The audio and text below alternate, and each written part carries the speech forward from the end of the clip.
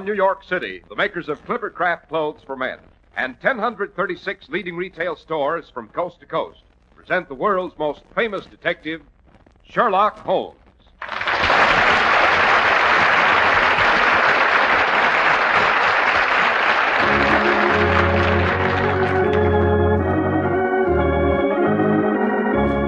Tonight's story, The Adventure of Lady Waverly's Imitation Pearls.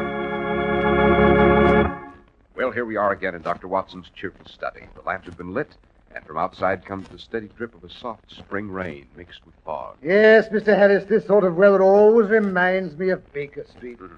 I think I can do no better than tell you of an adventure that had its inception on just such a day. It had to do with the great lady's pearls, which were not altogether genuine. And it ended in the chambers of a certain well-born, but shall we say, careless bachelor in Albany. Well, that's the first time I knew you and Sherlock Holmes ever visited the Hudson Valley, Doctor. We didn't, Mr. Harris, unfortunately. No, Albany in this story refers to an imposing building which was originally the residence of the Duke of York in Albany. It was later divided into chambers for famous and fashionable bachelors. Oh, speaking of gentlemen of fashion, Mr. Harris, isn't that your department? It certainly is, Dr. Watson, and in the spring, it's natural for a man to think of new clothes. And this spring, you have every right to the most your money can buy, which means you need pay no more than Clippercraft's modest prices. For Clippercraft clothes, the result of the famous Clippercraft plan, are one of America's finest values. The Clippercraft plan concentrates the buying power of 1,036 of the nation's finest stores from coast to coast, making possible steady, year-round operation, resulting in tremendous savings in manufacturing and distribution costs, and putting those savings, even in the face of today's high prices, in your pocket. And your Clippercraft dealer is a friendly, local, independent store where you get real personal attention. New spring Clippercraft suits, beautifully tailored, are only $40 and $45. Top coats in fine coverts and worsted gabardines are only $40 and $45, and sport jackets, but $26.50. Compare Clippercraft with clothes selling for many dollars more. In short, no matter what the occasion, Easter parades or a visit to your best girl, we hope you'll continue to set sail in a Clippercraft. Very neatly put, Dr. Watson. And now to return to the gentleman who lives in the Albany. Oh, no, not the Albany, Mr. Harris, just Albany. Oh. He lived in Albany. That's how we express it, you know. Well, it all began placidly enough. It was late one dreary April afternoon. Since morning, a dun-colored veil had hung over the housetops, looking like a reflection of the mud-colored streets beneath. Neither Holmes nor I had stirred abroad the entire day. I sat in my armchair, silent and morose. The dampness had brought the usual twinges to my old bullet wound. Holmes, who was always a contrary individual, bounced about like an animated cricket. Oh, Holmes, if you'd light somewhere for just a few minutes. Bullet acting up a bit, Watson? Oh, no more than usual in this weather, confound it. Yes, I thought I recognized the vice-like set of the jaw. Of course, I'm not a medical man, but I think I could suggest a remedy. Certainly not. Aha! Did you hear that? Hear what? The house is as still as a morgue. A carriage just came to rest at our curb. A rather elegant four-wheeler. A mettlesome horse. The man on the box has jumped down. Now he's dashing up our front steps. You hear that, Watson? Sounds as if our visitor's errand might be urgent. Oh, how can you tell all that? You haven't even looked out of the window. My ears, Watson, are nearly as acute as my eyes. Yes, he is rather unrestrained, wouldn't you say? Now, it's just possible Oh, for pity's sake, stop deducing and go to the window and see what's up. Very well, if you insist.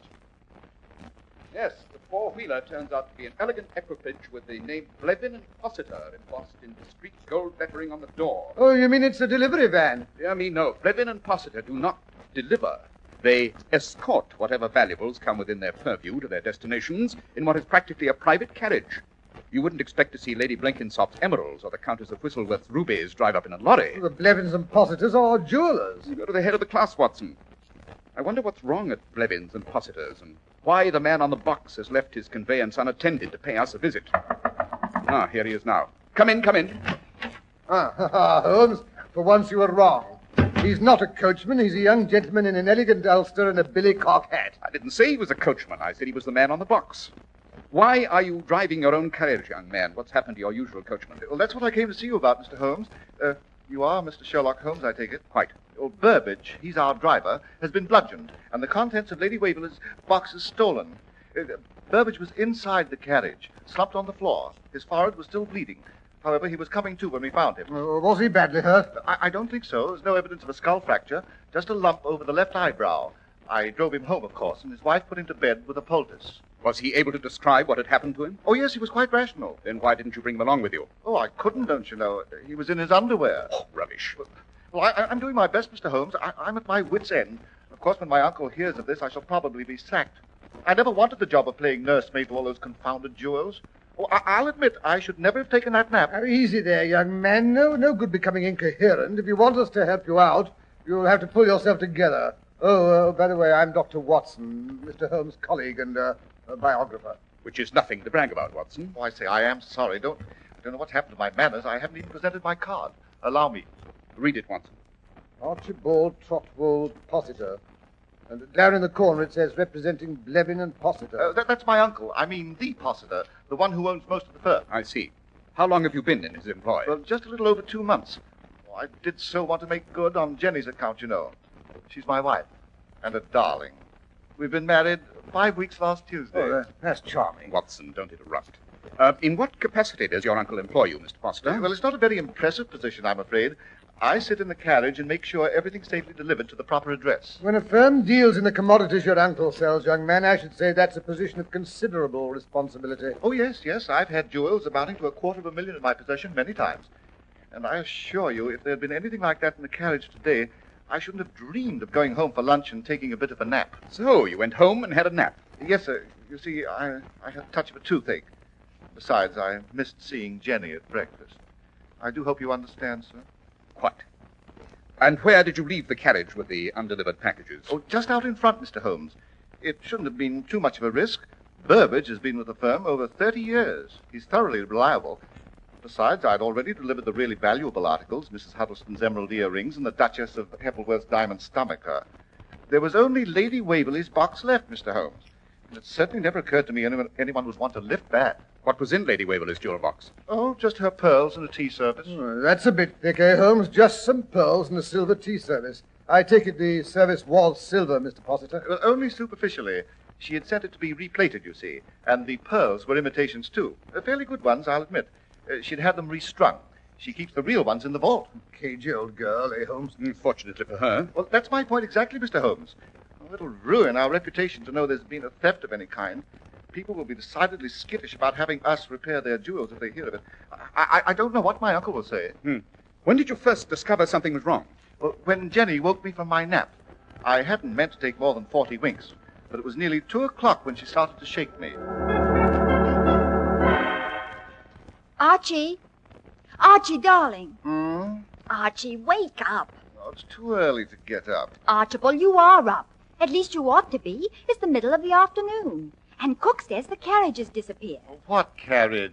Blevins and Positors, of course. Cook says she thinks something's happened to Burbage. She took a look out the window while she was washing the dishes. She says she saw Burbage talking to a tall gentleman in a top hat. Next thing she noticed, Burbage seemed to be taken ill or something, because the gentleman was helping him into the cab. Cook says she was just fixing a cup of hot tea to take out to him when she looked up again and saw the carriage disappearing down the street with Burbage on the driver's box.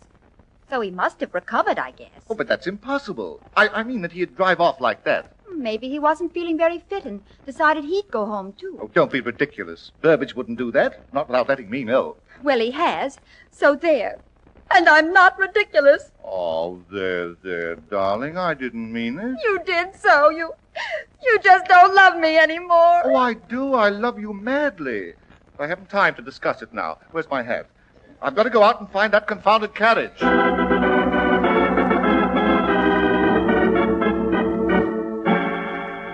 Locating a missing carriage somewhere in London. How did you ever expect to do that, Mr. Possitor? That detail is unimportant, Watson.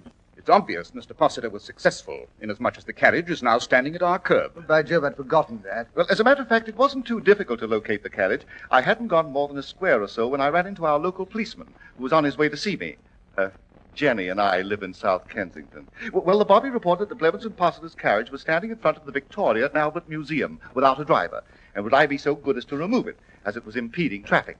But you say you found Burbage inside the carriage. Why hadn't the policeman noticed it? Well, he was on the floor, covered by the horse blanket, Mr. Holmes. Well, it's fortunate the Metropolitan Police has us to assist them, eh, Holmes? Or someone might take off with the Bank of England. Don't be fatuous, Watson. Go on, Mr. Possiter. You found the coachman under a horse blanket, but stripped to his underwear and with a gash on his forehead. Where exactly on his forehead? Well, over his left eyebrow, just under the hairline. There was a lump as big as an egg, too, and his hands were tied behind him with a large handkerchief. His own? Oh, no, Mr. Holmes. It was made of the finest cambric. As a matter of fact, I brought it along with me. Here it is. Oh, good boy. Interesting. Most interesting. Well, there's nothing distinctive about that handkerchief, Holmes. Not even a monogram. On the contrary, my dear Watson, this handkerchief is most helpful. It tells us that the criminal, for it's undoubtedly his handkerchief, is addicted to the use of scent. Bergamot, to be exact. He's also a pipe smoker who carries a not-too-well-closed tobacco pouch. Notice the shreds of tobacco which still cling to the fabric. Rather rare tobacco, if I'm not mistaken. Yes, we shall have to investigate it further. My high-powered microscope, Watson. Oh, very well, but what you expect to deduce from a shred of tobacco... Neglect no source of information, Watson, no matter how infinitesimal. Yes, from a drop of water, the true man of science can deduce Niagara Falls, as I've said before. Oh, fiddle-faddle. In spite of Watson's derogatory remarks, Mr. Possiter, I am probably the greatest living authority on tobacco, both in the unsmoked stage and later when it's become ashes. But while my colleague is setting up the microscope, suppose you tell us exactly what the coachman, Burbage, had to say for himself. Well, yes, sir. Well, I found the carriage in front of the museum right enough, and when I opened the door to look inside, I heard a moaning and groaning. Help! Oh, help! Hello? What's up? Help! Get this blanket off of me. Burbage, whatever are you doing there and in that condition? No, close the door, Mr. Possiter, sir. I wouldn't want to draw a crowd. Not in my underwear. Now then, what's happened? I've been conked, sir. What? Stood behind me, he did, when I wasn't looking. Then he stripped me of my driver's uniform, got up in the box in it, and drove us away. I've always said you could trust a man that was fond of horses, but not anymore, I won't. Oh? That's how we got to talking, sir. I was giving Bessie her midday oats, when down the street he comes, twirling a silver-headed cane, just as nonchalant as you please. Fine animal. There she is, sir. I like horses. You mind if I give her a lump of sugar? If she'll take it, sir. Bessie don't make up to everybody. Oh, I think she'll accept homage from me, Bessie. That's a good girl. Well, now, will you look at that? The J. She seems to be favoring this hind foot. Oh, really? I hadn't noticed. Maybe she's got a pebble in her shoe. Do you want me to investigate? Oh, no, sir. That's a familiarity she won't stand for. I'll do it. Here, Bessie. Nice girl. Give me the hoof. Easy now. Easy. That's right. Oh! Sorry, old chap. Had to be done. Just a love tap. Into the carriage you go. I want that uniform. Oh. Still conscious, eh? Have to work fast. Yes. Off for the coat. Aha. There we are. Just what I was looking for. How convenient. The box with the Waverly crest right here on the front seat.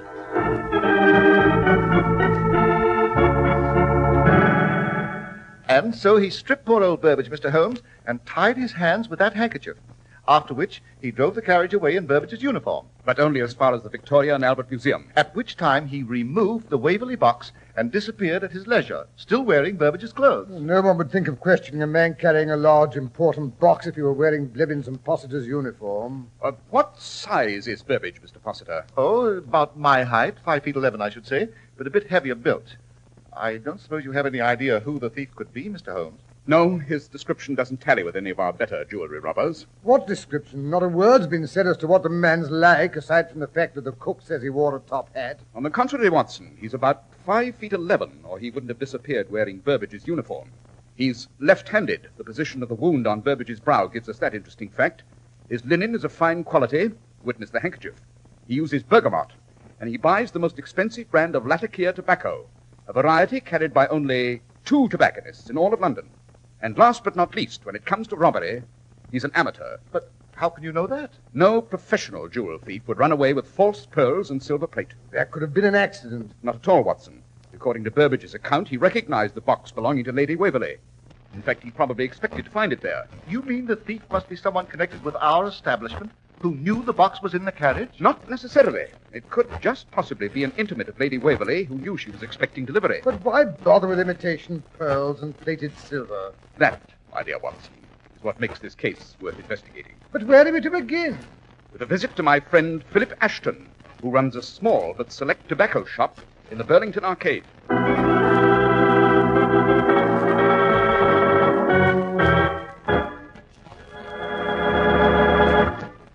Naturally, there's a reason for Clippercraft's sensational values. It's applying the world's most modern production methods to the fine old craft of clothes making. That's how we bring you truly fine suits for only $40 and $45. Suits that look really expensive. And top coats, fine coverts and worsted gabardines for only $40 and $45. And sport jackets for only $26.50. Smart new spring fabrics, including long-wearing worsteds, are ready for you right now. You'll be delighted, too, with their smart styling and the designing skill that assures your comfort. It's all the result of the unique Clippercraft plan, which concentrates the buying power of 1,036 of the nation's finest stores from coast to coast. Yes, selling expensive clothes at inexpensive low prices at the nation's finest independent stores is the great big idea behind the Clippercraft plan. That's why men who know insist on Clippercraft clothes. So be sure to visit the Clippercraft store in your city. These leading stores in the metropolitan area are proud to add their names to Clippercraft in your suits, top coats, and sport jackets. In Manhattan, Saks 34th, Broadway at 34th. John Wanamaker Men's Stores, Broadway at 8th and 67 Liberty Street. In Brooklyn, Abraham and Strauss. In Newark, New Jersey, Boulevard Men's Shop, Kresge Newark. And in Jamaica, the B&B Clothes Shop, 16408 Jamaica Avenue.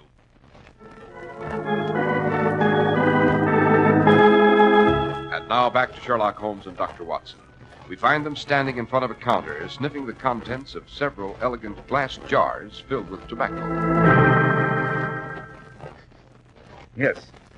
Yes, this, unless I'm very much mistaken, is the mixture the gentleman uses. Mr. Ashton, are there many gentlemen who buy this variety of tobacco? Why, no, Mr. Holmes. It's rather special. And besides being expensive, I sell it to only 4 gentlemen in all. Tell me, among those 4, is there an individual who's about Watson's height, well-dressed, he carries a silver-headed cane, is left-handed, and has a weakness for bergamot scent? Why, no, Mr. Holmes, I'm afraid there's not one of the 4 fits that description. No. Mr. Hopworth has a silver-headed stick, but he's taller than you are. Mr. Eubanks is very short and can't abide scent. The Honourable Clarence Beswick is right-handed, a crack tennis player, you know. Colonel Jameson never appears out of uniform. That tears it, Holmes. Maybe your confounded deductions aren't so infallible after all. Now, hold on, though.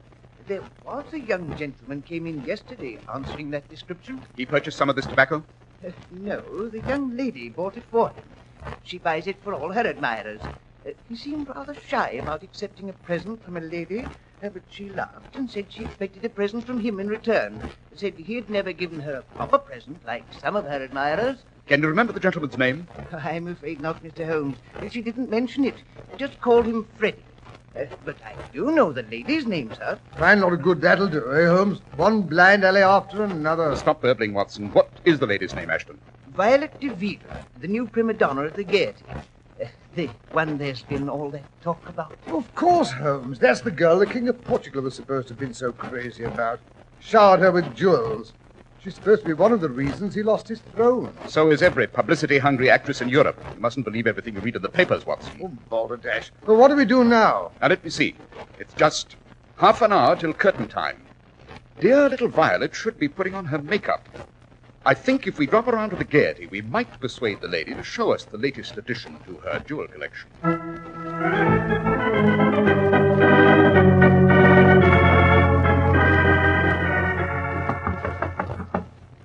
There's 2 gentlemen to see you, Mr. Bill. I can't see anyone now, Peters. Take the cars or whatever they've brought. Tell them to come back after the show. They haven't brought anything, Mr. Bill. Just themselves. It's Mr. Sherlock Holmes. Mr. Sherlock Holmes, the detective? In person. Oh, just a moment till I throw on my opening costume. I've always been dying to meet you. She got one weakness, sir. She do love celebrities. Show the gentleman in, Peter. Mr. Sherlock Holmes and friend. My usual billing. Well, this is a pleasure. Do sit down, Mr. Holmes. You too, Mr. Dr. Watson. Oh, yes, of course. How stupid of me. I've read all your darling stories. So exciting. I do love to be thrilled. You do it so beautifully, you know. Why, Mr. Veal, that is, I'm quite overwhelmed. I mean that a young lady of your obvious discernment... But, of course, I suppose no one could help making the exploits of the great Mr. Sherlock Holmes exciting. Yes, of course. Back among the also-rans. And now, Mr. Holmes, I'm just bursting with curiosity. What brings you here? I've always understood you were practically a woman-hater. Not hater, my dear Miss Violet. I'm just, shall we say, on to their little tricks. Oh, dear. And I was so hoping to try mine out on you. I've some very effective ones, you know. Save them for some more susceptible victim. Oh, dear, I've always had a weakness for rude, self-sufficient men. Got you that time, Holmes. Don't interrupt, Watson. My dear Miss Violet, if I may call you that. I'd love it, unless you'd rather call me Vi. Miss Violet will do.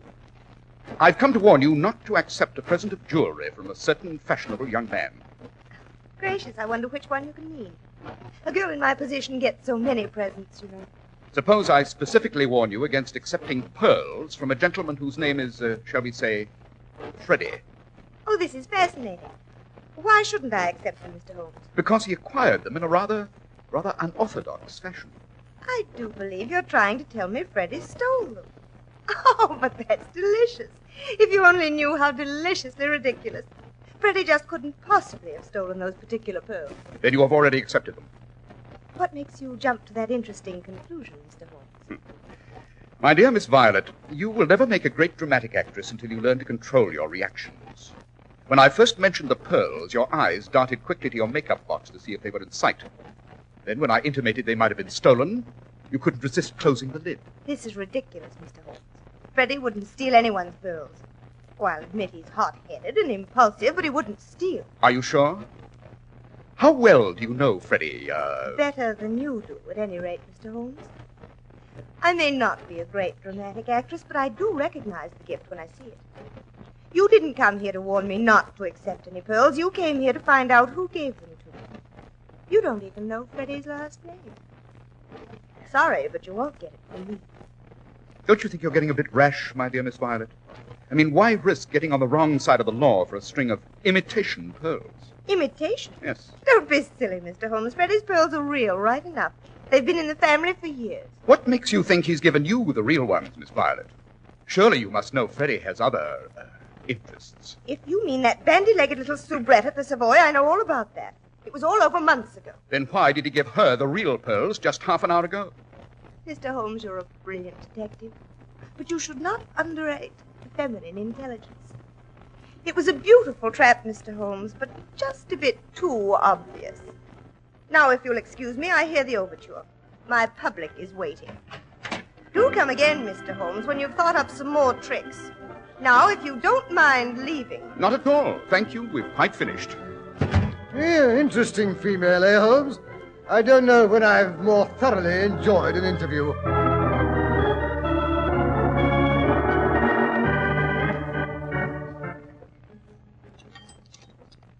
Ah, an excellent dinner, if I do say so myself, Watson. Pheasant was almost perfect. Undoubtedly, and it will put a jolly little crimp in our budget. Late dinner at Prince's Restaurant, champagne and caviar. I don't know what's got into you, Holmes. Oh, calm yourself, Watson. It all goes on the bill. I shall send Blevins and Possitor in the morning. Holmes, you're really outrageous. You've made a hash of the case, you found out absolutely nothing, and yet you have the effrontery to talk of sending a bill in the morning. Well, you should be ashamed of yourself. On the contrary, Watson, I think I've done rather well. Well, that DeVille woman made an absolute ass of you. You mean that's the impression I permitted her to gather? She thinks she didn't give me the pearl thief's name.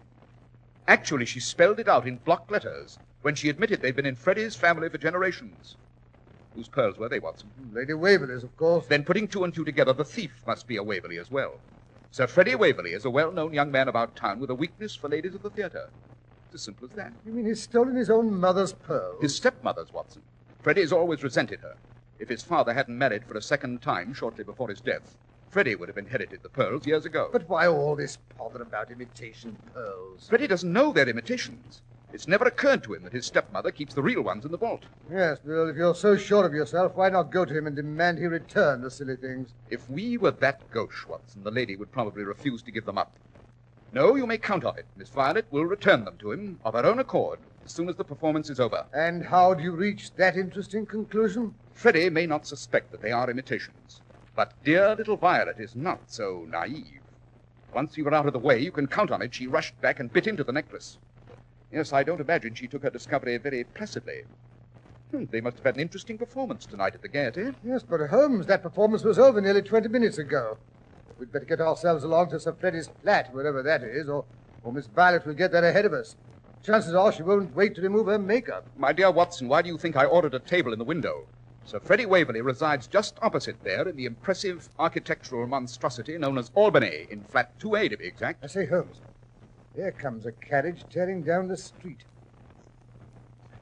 It stopped across the way. Yes, by Jove, that's Violet getting out. Quick, Watson. We'd better rescue the Honorable Freddie before she tears his hair out by the roots.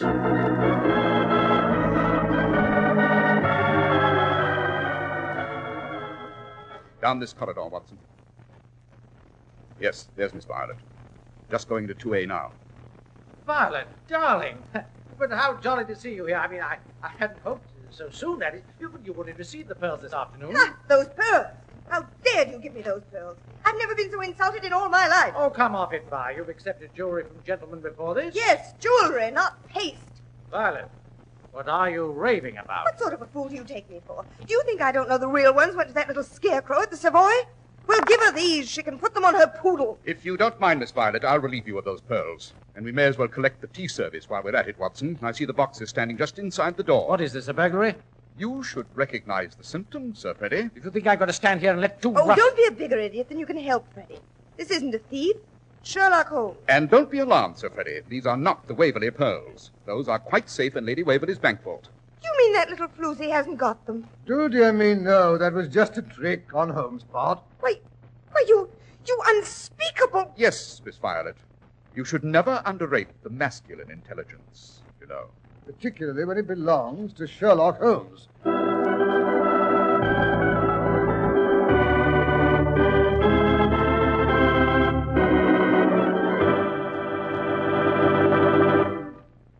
Well, I must say that was a neat bit of work on Holmes' part, Dr. Watson.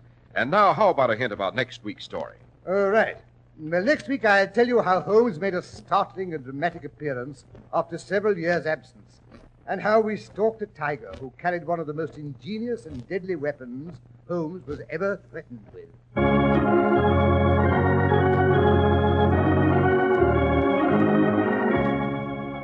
The makers of Clippercraft clothes and 1,036 leading stores from coast to coast have brought you another in the new series of broadcasts featuring the world's most famous detective, Sherlock Holmes.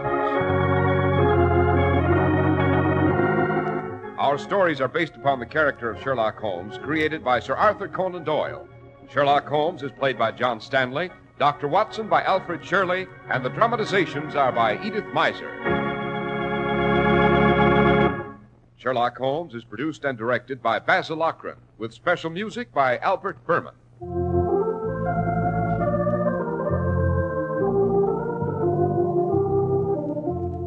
If you don't know your Clippercraft dealer, write Clippercraft, 200 Fifth Avenue, New York City.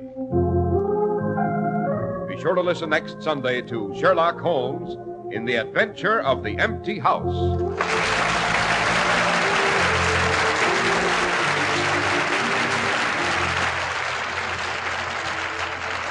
This is Cy Harris speaking for Clippercraft Clothes. This is the Mutual Broadcasting System. Melvin Elliott with the news will follow station identification.